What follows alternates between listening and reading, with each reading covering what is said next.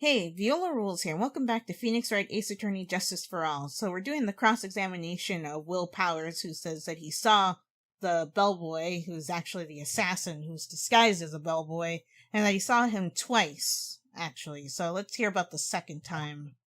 Well, we already heard about the second time, but now we have to figure out what exactly it is we're supposed to press and all that.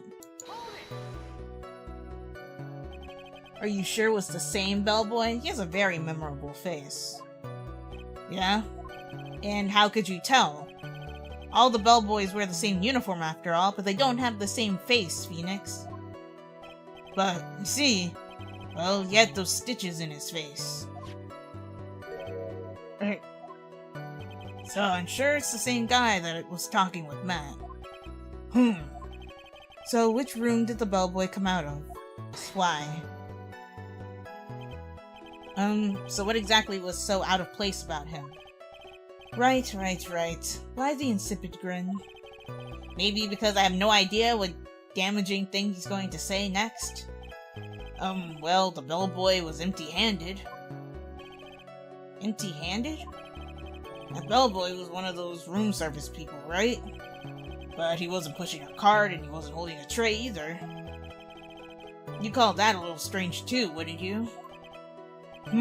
I agree that it is a bit strange, Mr. Powers. But is it really that unusual for a bellboy to be empty-handed? What should I do? Should I let Mr. Powers' testimony slide, or... I don't know, we do like to be cheeky, so let's try to pull a fast one. There's nothing strange or unusual about an empty-handed bellboy. But there really is. There really isn't. What are you doing? If you two are done being school children, bellboys are for room service. There is no reason for them to be empty-handed ever. Your Honor, I ask that the witness's previous statement be supplanted with this new one. Yes! Edgeworth. Are you going to do whatever you can to make the bellboy look suspicious? I see. Very well, this court recognizes and grants the prosecution's request. Mr. Powers, if you could amend your testimony, please. Yes, sir. Sounds kind of strange for a bellboy to come out of a guest's room empty-handed. So you're saying that it's suspicious for him to be empty-handed? Yes. Yeah, really suspicious. I mean, when I first saw that bellboy, he was holding a tray in his hand, and there was a bottle of juice and a wine glass on it. Juice? What kind of juice was it? I'm pretty sure it was tomato juice. If we could come up with some sort of reason as to why he would come out empty-handed, some sort of proof, then I think we can dodge the bullet on this one for now. Proof, huh? Sounds like another job for the court record. So he did confirm earlier that the bellboy, aka the assassin, had a tray with a wine glass and tomato juice on it, right? I think I'm supposed to present this because it's supposed to imply that he had already dropped it off, right? Well, that seemed to work. Mr. Powers. Yes? You're easily influenced by other people's words, aren't you?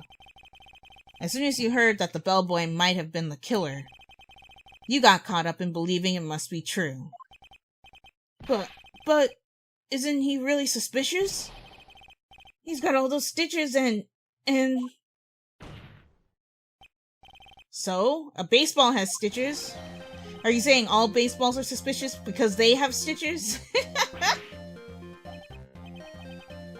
Well, there's also, what about him being empty-handed? I would like to ask the court to please take a look here. This is the crime scene. There's a wine glass sitting next to Mr. Kurita's body. The liquid inside this glass is tomato juice. And now, if you would look at what is on top of the table in the lower right corner here, Anyone can clearly see that it is a tray with a bottle of tomato juice on it. The bellboy had just brought this to Mr. Kurita's room. He left the tray in the room, which is why he was empty-handed when he left. But, that would mean that the bellboy had seen and left the dead body in the room.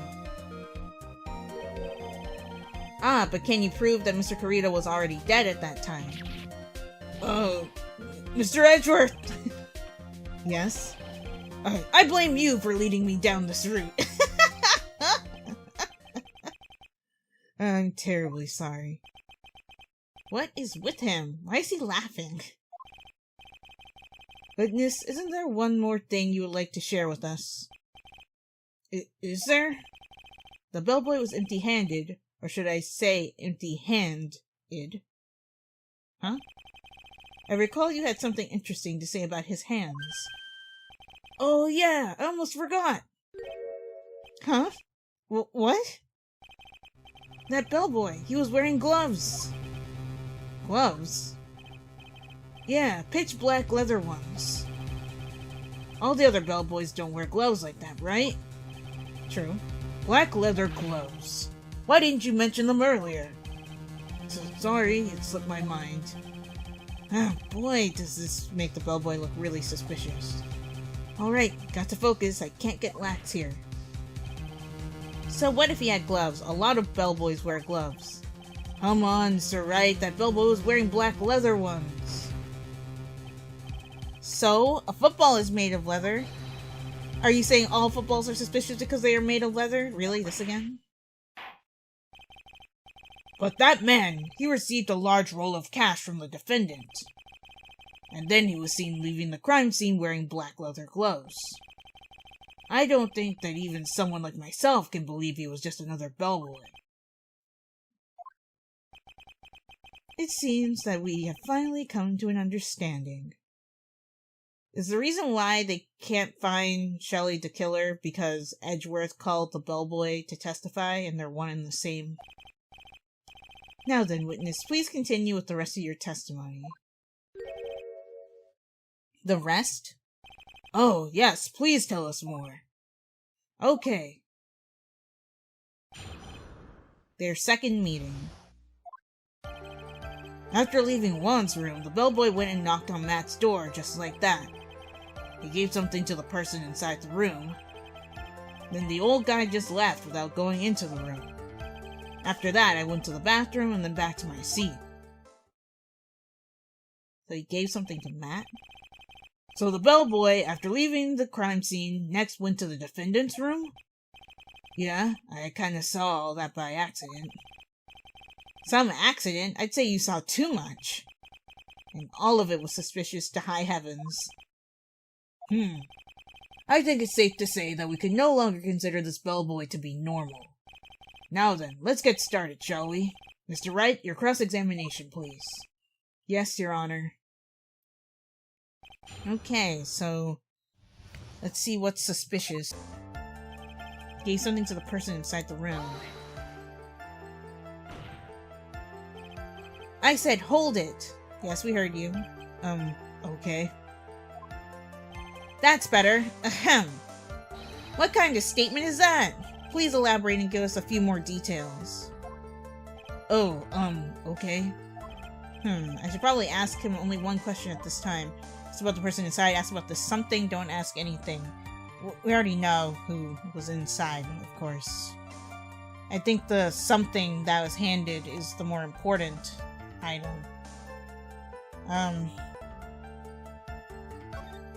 Just do this. So, who took this something off the bellboy? So, who took the something the bellboy handed off? Actually, I don't know. What do you mean? I'm sorry, but I only saw the person's arm. Only an arm? Then you're saying you didn't see the person's face? Yeah. Well, it was Mr. Engarde's room, correct? So it could have only been Mr. Engarde himself, I'd say. And then, what did the bellboy do after that? Oh, so after he gave the person inside the room... He gave something to this person? Yeah. And what was this something? What? If I remembered what it was, I wouldn't be calling it a something, would I? I got the feeling he didn't remember. But this implies that something was removed from the scene of the crime. Are you sure you really can't remember, Mr. Powers? I think it was something kind of small. I would like to summarize his testimony up to this point, if you don't mind. Oh, okay. When the bellboy left the crime scene, he immediately went to the defendant's room. There, he handed a small item of some sort to the person inside. As for the person who received the item, all you could see was the person's arm. Yes, it was just like that. Mr. Edgeworth, is this all really important? Of course, Your Honor. I think this is of the utmost importance. This is when whatever was removed from the crime scene was handed over to the client.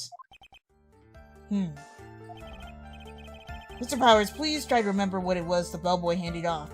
I bet you it was the suicide note because Adrian couldn't find it after she discovered Juan's body. Matt wanted it to make sure that he could destroy it. Let's see. I think it was... No. If you remember, please add it to your testimony. Yes, sir.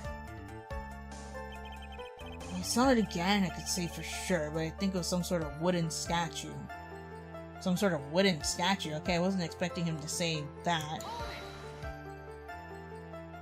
A statue? Yeah, it kind of looked like one, I guess. If I saw the actual thing again, I'd probably remember, you know. Looks like for this trial to proceed, I'm going to have to come up with whatever this statue thing is and show it to him. You're going to trust your instinct on this one and take a chance, Phoenix. Well, Mr. Powers, let's continue with your testimony. What did the bellboy do after that? Do I have a wooden object? I don't think I do.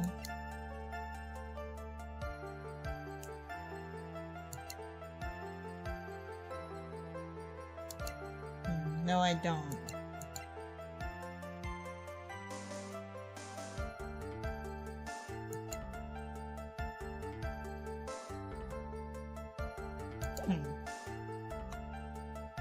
Wait, hold on. A wooden. I never looked at this. A wooden-shaped bear figurine. Oh!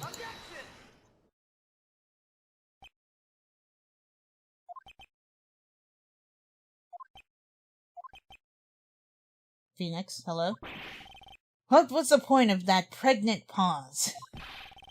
Where did that objection come from? Well, speak up! It was me, Your Honor. What is it, Phoenix? I have a feeling that something bad is going to happen once I show this. Mr. Wright, if you have something to say, please spit it out. Yes, Your Honor. Okay, Phoenix, deep breath. Mr. Powers, the something you saw, was it this item? Oh, hey, that's it! That's the something!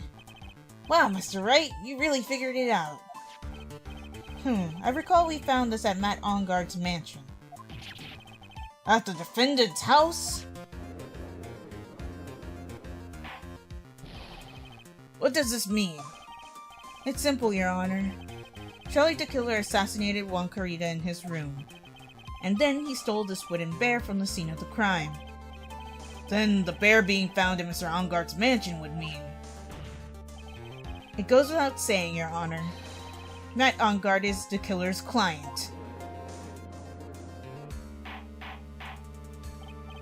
Order! Order! Order! I said order! Mr. Wright, this is a most unfortunate turn of events for you. Yeah. Sorry, Mia. No, it's alright. Your judgment was sound. Actually, I figured the bear would come up. If not now, then it would have later on. Even if you hadn't shown it to the court, I'm sure your friend Edgeworth would have. Ah, I almost forgot that he knew about it too. I think it is clear that there is no need for us to continue this trial. Whoa. I can't let this happen. I have to do something. There has to be something we've overlooked. Your Honor, a minute, please. Yes, Mr. Wright? There are still a few points left that we have not fully explored. What are you trying to pull? Oh, well, we can't have that. Alright, Mr. Wright, what questionable point would you like to explore further? Power's testimony, the person who received the bear itself. I guess Power's testimony, I feel like we've gotten everything out of him we can. The person who received the bear, again, we don't know who that is, he couldn't see. So, the bear itself at this point. I think it's fairly obvious that the bear itself is very questionable. The bear, Mr. Wright? This was found in Mr. Engarde's mansion. However, Mr. Engarde was arrested at the hotel that night. Which means that since the murder occurred, he has not had a chance to go home. Oh. I think Your Honor has already figured out what I'm trying to say. It is not possible that it was Mr. Engarde who took this bear to his mansion. I didn't even think about that, but yeah, that's true. Well, why, that's very true. We didn't consider that point, Mr. Wright. Well, you didn't. I'm sure Edgeworth has been thinking about it. There was no way, time-wise, for the defendant to have taken this bear home. Phew. Disaster averted, except that he lives around the corner from the hotel. You haven't gotten the best of me yet, Mr. Wright. Huh? I remember it clear as day. I remember what you muttered to yourself at Engarde's mansion. We have this area completely surrounded. There is no way for him to escape. I can't believe it. That butler, all this time, he was the killer. Oh yeah, we did say that. The killer and Engarde were working together, so to speak. And the killer was hiding at Engarde Mansion as its butler. Well, what a bold move! The bear figurine was brought back to Engarde Mansion by the killer himself. When it looked like he was about to be arrested, Engarde had him do so. I assume because it would have been bad had the police found it during their investigation.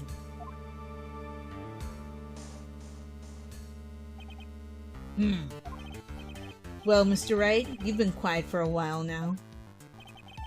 This is too much. Isn't there anything I can attack at all? I have to try. I have to find something else. What will you do now, Mr. Wright? Do you plan to... I plan to expose a clearly shaky place in Mr. Power's testimony. What? There's still another one? There is indeed, Your Honor, and it's quite a questionable point. What are you trying to pull? The only thing we can pull. Oh, well, we can have... Okay, doing this again. Oh, I guess we get these options again.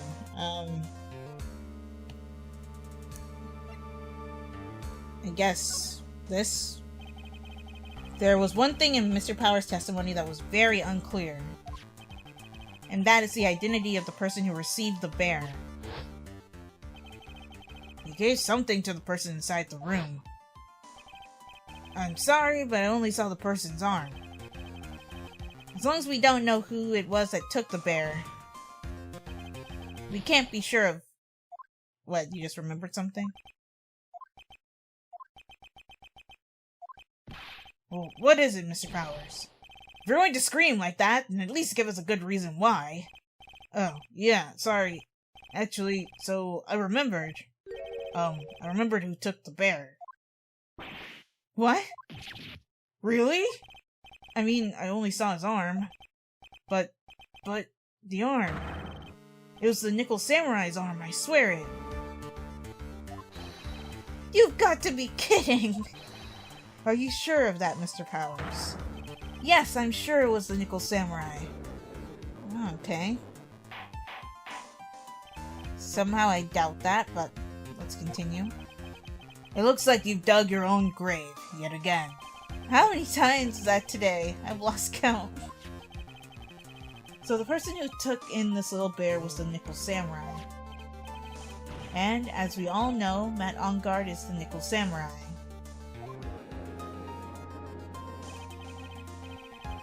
Thanks to the defense, we made that all look clearer. I think we've heard enough. We now know why this bear figurine was at the defendant's mansion. But remember, Adrian Andrews was wearing the Nickel Samurai costume, so if you only saw the arm, it could have been Andrews still wearing the costume. I know that she got it after Juan was already killed, but maybe we have the time of death wrong. Actually, what is the time of death? I need to check the court record real quick. Sorry to interrupt the flow of the story. No. Where...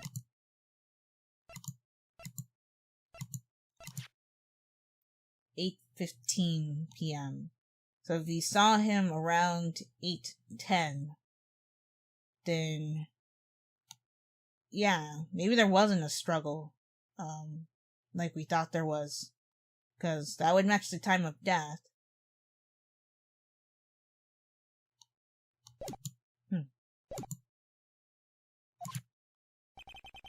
As well as who it was that received the bear from the assassin in his room. Everything has become very clear.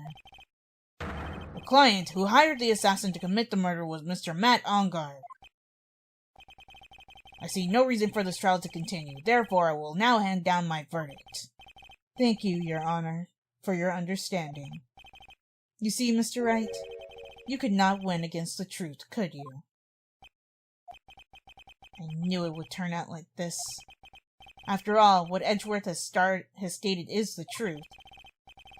Any last objections, Mr. Wright? Well, do I? What should I do? Hear the verdict or raise an objection? Obviously raise an objection. Objection! There's only one way for me to drag this trial out. The only thing I have left is this one dirty trick. Your Honor, are we about to accuse Will Powers? Because that's what we do every time. Right now, we have these two reasons to believe my client is a client of the assassin. Reason number one, he accepted the bear figurine from the assassin. Reason number two, that very same figurine was found at Ongard Mansion. However, it's possible this is all the work of a certain other person. What are you saying?